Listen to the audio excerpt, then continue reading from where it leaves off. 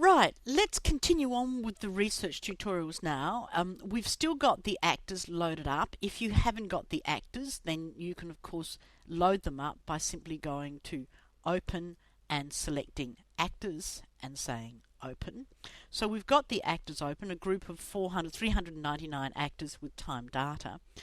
Let's keep those open and let's talk about adding extra points into your research. Once again in the Tabulate and Graph screen, as in the previous tutorial, and here's the screen you should now be familiar with, but now what we notice is you've got the standard list of available points here for doing your research work on. And you may want to add extra points to that list. You may want to add asteroids, you might want to add the vertex, or different things to do with certain points. Like you might want to do research on the ruler of the moon in all your database, etc. How we do that is through adding more points. Clicking on that, we get this screen. We can see our list of available points. If we wanted to, we can clear them all, or we can delete individual ones, but let's just leave them there for the moment. Over here on this side of the screen, we have a total list of the whole points that are available. So for example, if we wanted to add Chiron, we'd simply select Chiron and click the Add, and now Chiron has been added to our list. If we say OK, here's our list again, back at the Tabulate and Graph screen, and now we've got Chiron there. So now we could do research work on Chiron as you have been doing with the other points. Alright, but there's a lot more we can do with this. Let's go back. You can add, as I've just said, extra points, the vertex and so on to this list. But you can also do something else. You notice this is set to chart points. We could click on the sun. We could say, well, yes, but the sun's already on the list. But if we go down here to point modifier, we can ask Jigsaw to do something different. If you open this list, you can see we can add to our selected points list the antissa of the sun. That's the point in the zodiac which is exactly equidistant from the Naut Aries axis, Naut Aries Libra axis, or the contra antissa of the sun, which is the point that's either side of the Capricorn Cancer axis. Or we can put the ruler of the sun, the new ruler of the sun. So let's add that. Now look what we've done. We're actually asking Jigsaw to do analysis work with the ruler of the sun. We could also, let's just play with this, take the ascendant for example, and we can do the same action. So if we go back to our main screen of actors, we now have the ability to search our entire database and looking for the position of, or the sign of, or something to do with the ruler of the sun, and similarly with the ruler of the ascendant, or any other point we care to select. What are we really asking here? Well, for example, we know this is timed data. Let's select these two and simply look at them in zodiac division. Something really simple, and we'll click the start. Okay, so this is our group of actors, and they have a tendency to have the ruler of the sun, new rulership, in Leo. 69 of our actors, the ruler of the sun in Leo. So what are we actually saying? What we're saying is that you may have your sun in Pisces. Indeed, let's go back and add the sun to this list. And now let's start this. Here's the sun.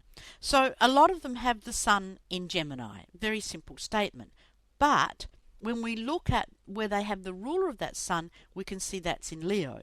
So in other words, the sun's in Gemini, but the Mercury, which rules Gemini, has a tendency to be in Leo. Or we can go back to the sun again, and let's say a lot of them have the sun in Aries, and returning to our rule of the sun, we can see, however, the sun might be in Aries, Mars rules Aries, and Mars has a tendency to be in Leo. That's what you've just worked out. So you're working in this situation with the dispositor of something? In what sign is it? So that's interesting, isn't it, for actors? I never know what I'm going to find when I click on these things with you, but that's interesting. What's also interesting is the absences of things.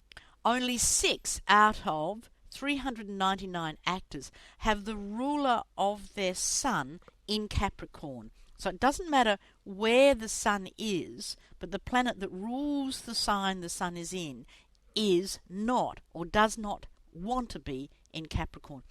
And it's a very high probability. Jigsaw is saying that that's a little bit unusual, and it's a very high probability for that to occur by chance. So that's actually potentially a significant result that you could do further research work on, that the ruler of the sun in an actor's chart doesn't like being in Capricorn. Let's look at the ruler of the ascendants.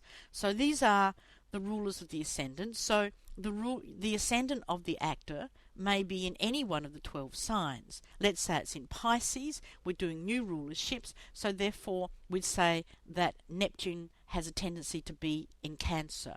Or if we have Sag rising, then the ruler of Sag is Jupiter, and in actor's chart the Jupiter tends to be heavily in Cancer. Also not so much in Libra, etc. So that's what we're looking at there. A lot of research programs don't do this, and this gives you ways into charts. It gives you a whole field to research. Many, many different things we can do here, which almost everywhere you turn, you find interesting, statistically interesting results, or simply interesting results. I mean, what we've just found out, that in this group of actors, that they prefer to have the ruler of their sun in Leo and do not like to have it in Capricorn. Okay, but of course we're just scratching the surface. Let's go back to more points. We've looked at the ruler of the sun. Let's just play with the sun.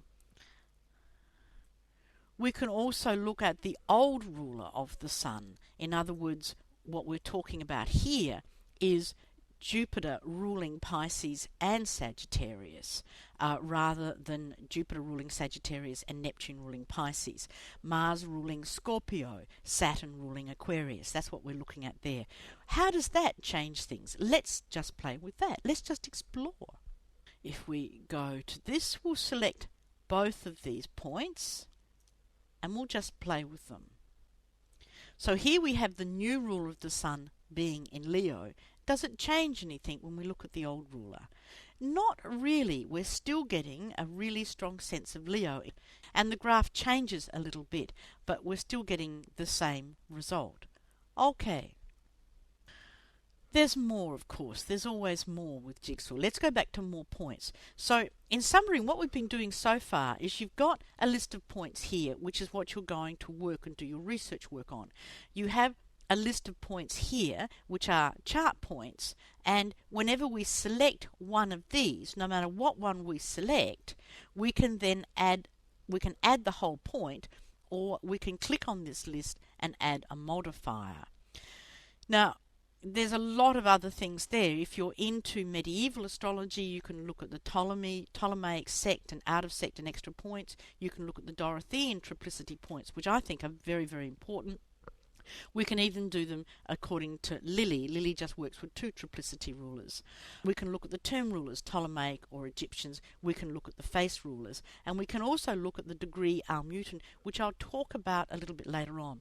Jigsaw is very unique in terms of it actually works with almutins in research work. I don't know if other research programs do it. I may be incorrect, but I know that Jigsaw's been working with almutins since the mid-90s, and interesting form of research, which we will talk about a little later on. Okay, so this is the first point, and hopefully now your mind is alive with possible ideas of what you could do. I mean, this is interesting. For example, this is time data, so let's actually play with this. One more little exercise which I think would be interesting to do. Let's select these 3. And now instead of doing zodiac divisions, let's do house divisions. Let's just see what houses the new rule of the sun is, the new rule of the ascendant or the old rule of the sun is. And let's add to this also just the actual natal position of the sun. So let's look at the actors, suns, and where the rulers are, just for curiosity's sake. Click the start button.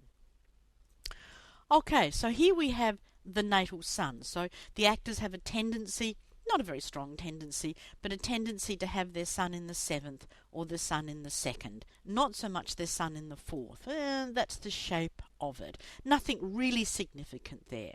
But let's now look, where do they tend to have located, in what house, in what natal house do they tend to have the new ruler of their sun? Wow! Isn't that interesting? In other words, what we're saying is the sun may be in any of these houses, but the ruler of the sun has a tendency to be in the 12th house, and 51 of them had the ruler of their sun in the 12th house. Let's see if it's different if we go to the old rulerships. And the old rulerships are more spread around the chart. Okay, let's ask the question of the ascendant. What we're asking Jigsaw now to show us is that you may have 12 different signs rising as ascendants in your actors here, 399 of them, but the ruler of that ascendant, the new ruler of that ascendant, what house is it located in their chart? And there we have it. It's located in the 2nd, or it's potentially located in the 9th. None of these are hugely significant, not as significant as the lack of Capricorn in the location of the ruler of the sun. That was quite significant, but hopefully you can see that we can explore all sorts of interesting questions here. And this is very, very simple. We're just asking for house divisions. We could ask the same question for house modality, for example. Let's just see what that throws up. So here's the natal suns in pretty well equal numbers in cadent, angular or succedent houses. The new rulers, wow, a tendency for a cadency. And indeed that is significant in itself. 162 of our 399 actors have the new ruler of their sun in a cadent house. We'll talk about house systems a little later under preferences, but wow, that is actually statistically significant. What about the new rulers of the ascendant? Wow, cadency again, but not as strong. So there we are. That's something we've just discovered by tinkering and playing with a very small, simple file of actors. What you'd want to do is get a lot more actors and keep exploring that. But the thing is, the really important thing is that you can see that there are so many questions we can answer here. And a lot of research in astrology hasn't really explored these interconnections between rulerships and exaltations and so on, hasn't really explored these relationships within astrology. We've tended to forget the essential dignities and just looked at number crunchings or planets in diurnal arcs or simple zodiac signs, and not taken that next step of, yes, but what rules that planet? Where is that? And indeed that thinking is extended when we also start to look at our mutants in a chart. But this is the beginning of it, and this is a very fruitful area of research, as you can see with just this little bit of tinkering that we've been doing. But let's go back to the more points.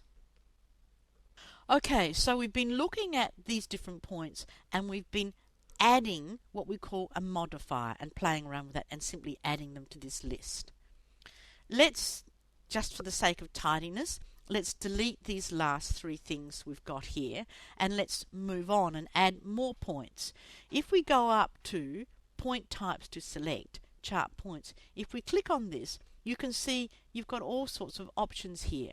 For example, if we click fixed position, we can actually add a fixed position. Let's say 15 degrees of Taurus, for example. You can add whatever you want. You can add minutes and seconds in there.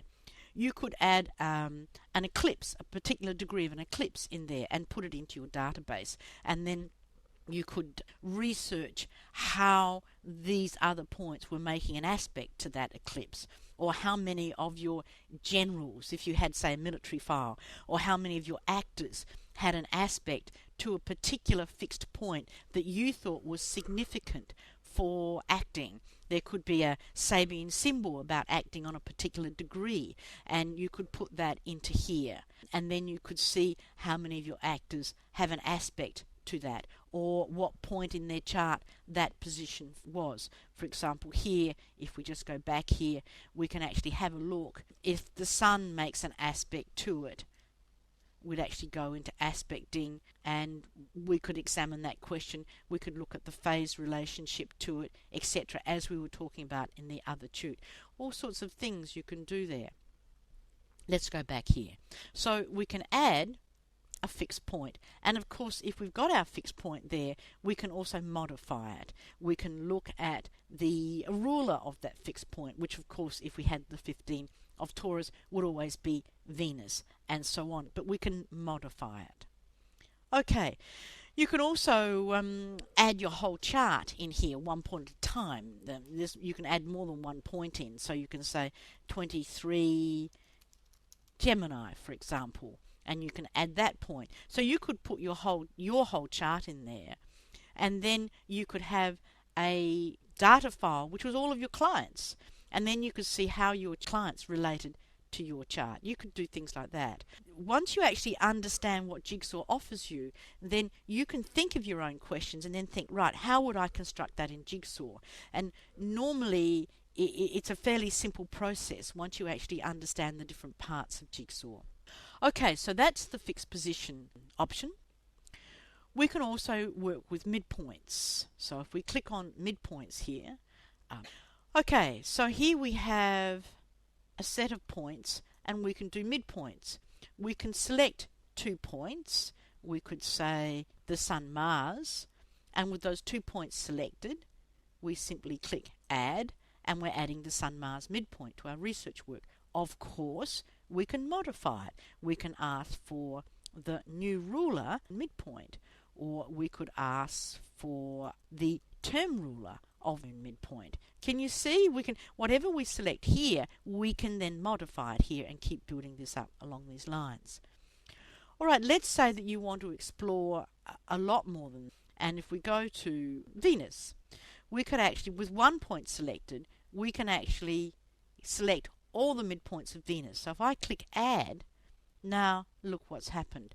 It's picked up the term ruler, because that's what I'm working with. I've selected here, and it's given me all the term rulers of all the different midpoints of Venus. You say, oops, made a mistake, don't want that. So let's just click on it, and now just start clicking delete, and you can actually remove all of those from the file. And you can say, no, I want the Venus midpoints, but I want no modification whatsoever. Now click Add, and now we've got this list. And you can say, well, I don't want the Venus Earth. I don't want these other ones here.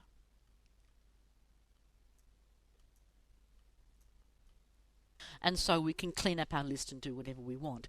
Now if we say OK, look at all the points we have here to work with. So we could look at the Venus-Jupiter midpoints, and once again with our actors, just for fun, let's just see.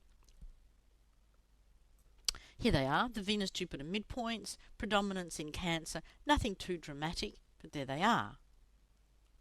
We could actually expand that up a little bit and play. Select all the Venus midpoints, and now click Start. And now we can scroll through. Here's the Venus, using our down arrow key on the keyboard. Here's Venus Moon, Venus Sun, the Venus Mercury midpoint, the Venus Mars midpoint, the Venus Jupiter midpoint, the Venus Saturn midpoint, Venus Uranus midpoint, interesting, Venus Neptune midpoint, and Neptune biased of course, but Venus is moving around the whole chart, Venus Pluto midpoint, Venus Node midpoint, Venus Ascendant midpoint, and so on. There's all the points there. Okay, we can do the same thing, of course, with houses, etc., etc. Let's keep building our point list. Let's just remove all these midpoints, just to keep it reasonably tidy, and we'll move these off as well. Okay, so we're back to our simple set of points. So that was adding midpoints to your list. What about house cusps? House cusps. We can add a house cusp in as a fixed point. But boom, there we add the second house cusp. The house cusp, the actual house system, will depend on what you've selected in the preferences. But in a sense, we're adding a fixed point there. And we can look at aspects to that fixed point. What degree, what aspect does the sun make to the second house cusp? But this opens up a whole lot of other possibilities, because here now we can say, well, let's look at the ruler of the second house cusp. Actors are meant to be about the fifth house. Let's just play with that. So we'll add the fifth house ruler in. So now we're going to look at the position of the new ruler of the fifth house. We can, of course, also do the same thing with the old ruler. We can select any of these things to look at what that is for the fifth house cusp. Clicking OK. So now let's just actually look at these two, the old and new rulerships of the fifth house cusp, just for curiosity. Here we are. The new rulers of the fifth house cusp are either in Cancer or in Leo. Nothing too significant, but just that's interesting. The old rulers are far more spread around, Aquarius, etc., etc. So there we're just looking at the tendency of our 399 actors to have the ruler of their fifth house cusp. What zodiac sign is it in? Okay. Now, remember when we were looking at different things on this list, and we had dignity and planets, and we had this option division type called planet, and I said is moon, is sun. It didn't make sense when you're selecting the sun there to actually say is this planet the sun. But now you can see why this is here, because one of the things we could do is, well, what is ruling this fifth house cusp? Is it the moon? Is it the sun? Is it Mercury? How much is it? So let's click the start and see what that's doing.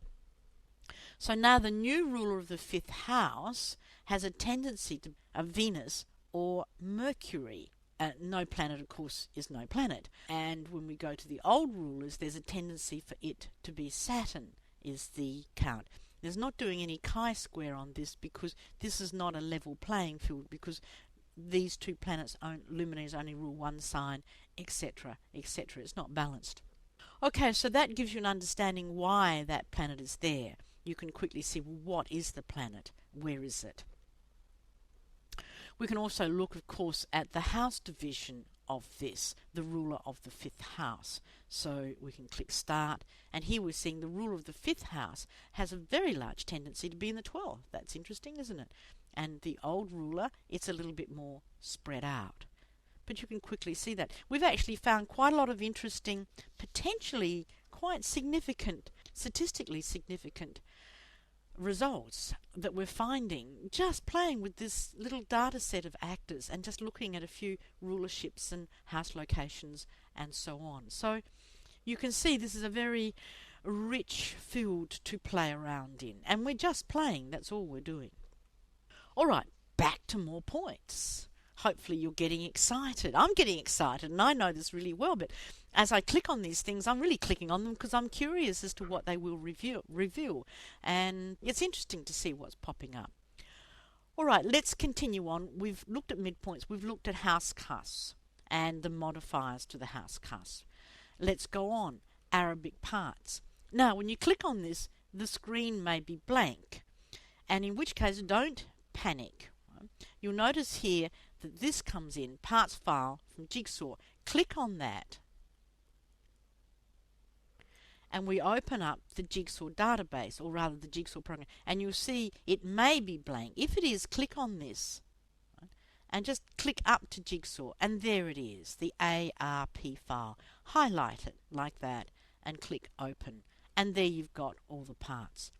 Okay, so hopefully now your mind is spinning with possibilities. So let us see the part of love. We could add the part of love to our group. We can of course also add the new ruler of the part of love to our group. And we could scroll this, click on this.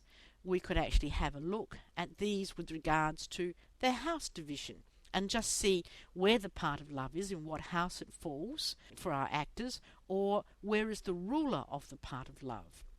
So we can click start, and here we have the part of love with a very strong tendency to be here in the 11th, 12th, 1st or 2nd.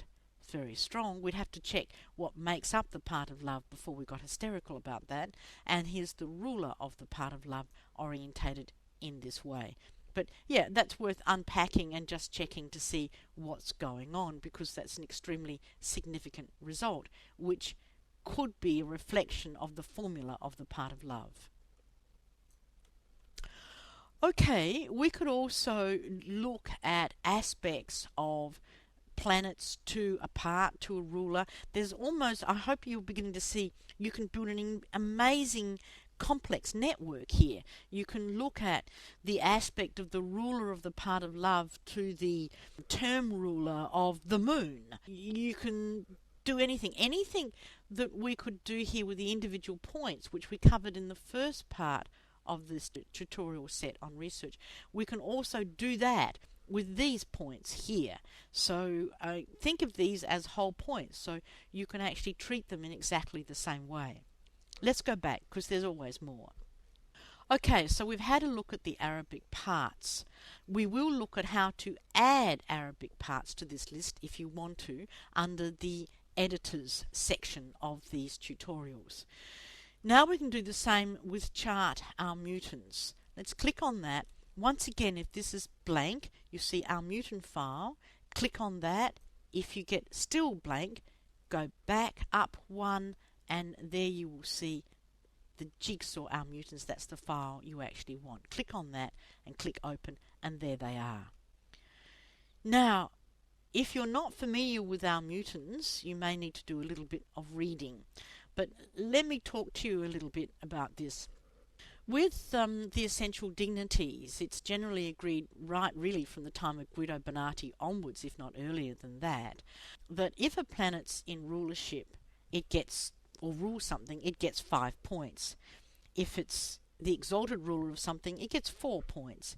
If it is the triplicity ruler of something, it gets 3 points. If it's the term ruler, it gets 2 points. If it's the face ruler, it gets 1 point. So, for example, very, very simple, if your sun is in Capricorn, then the planet Saturn in your chart would be allocated 5 points because Saturn rules that Capricorn.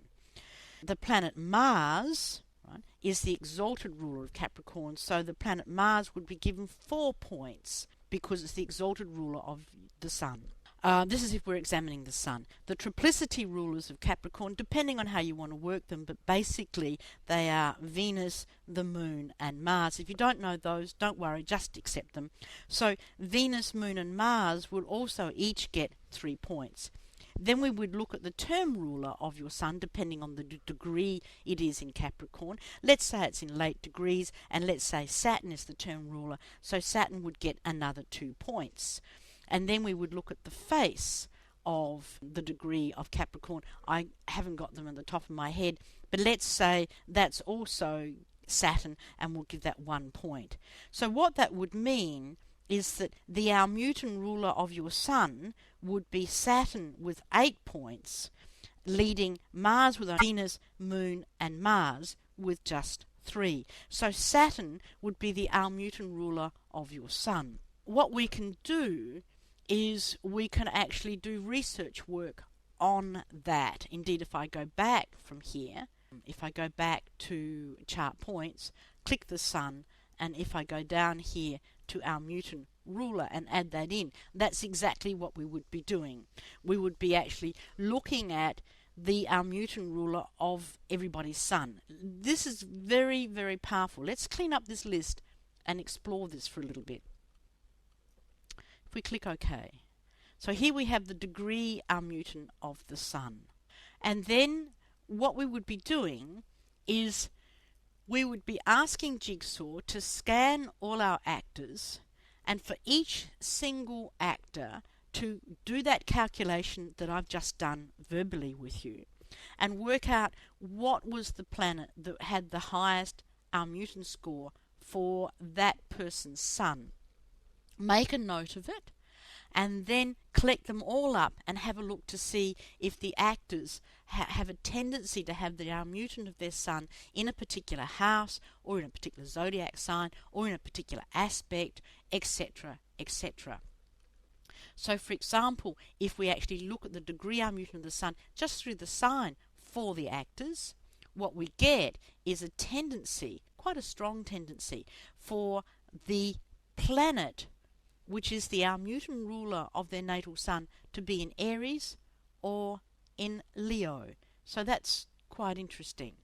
Now, this might be a very new concept for you, and if it is, don't panic, right? But hopefully it's opened up some thinking in your mind. For example, some years ago there was some research work on if you had Mars rising, you were a redhead.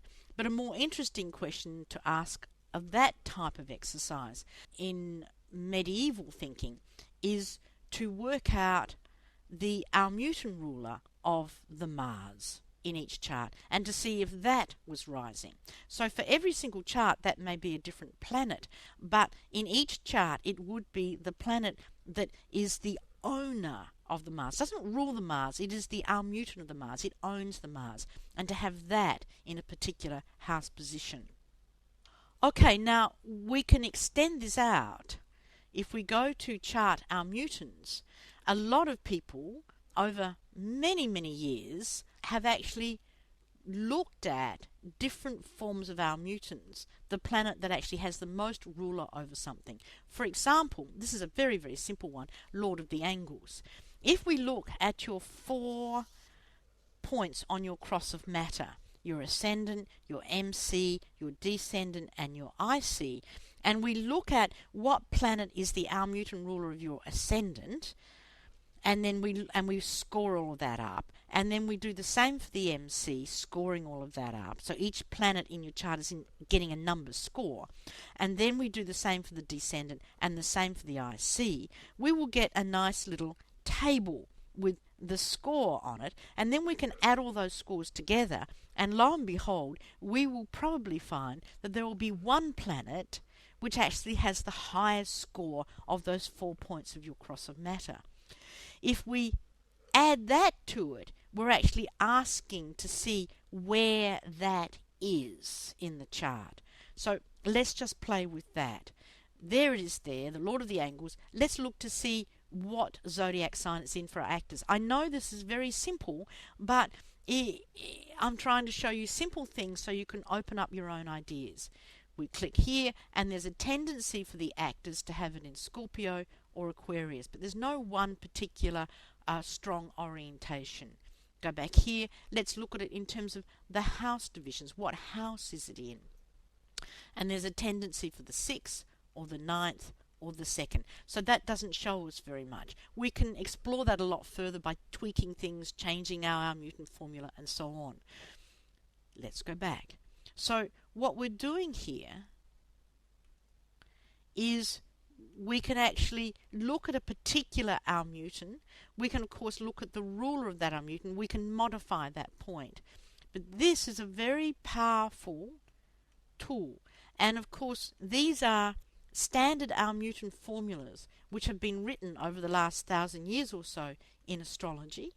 Vitus Valens was the 2nd century AD, a Greek astrologist, so this one's nearly 2,000 years old, the Almutin profession. But we can also go in and write our own or modify them in the editors, which we'll do later on.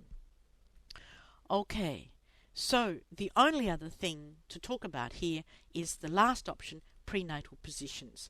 Here you might want to look at the position of the prenatal new moon or the prenatal full moon, etc. There's options there you can play with and explore. Okay, hopefully you can see here that we have the ability to construct an amazing list of types of points that Jigsaw can actually work with. And indeed, you may select a whole lot of points. Let's sort of add a whole lot of midpoints in, and then we'll actually get the rulers of those. So, we can get a very, very long list of points here, and it might be something that you're working with and you want to refer back to, and you don't want the hassle of having to reconstruct this every single time. You can actually then save it. Just click on the Save button, call it something, Points for Actor Research. Always call things a logical name and save it.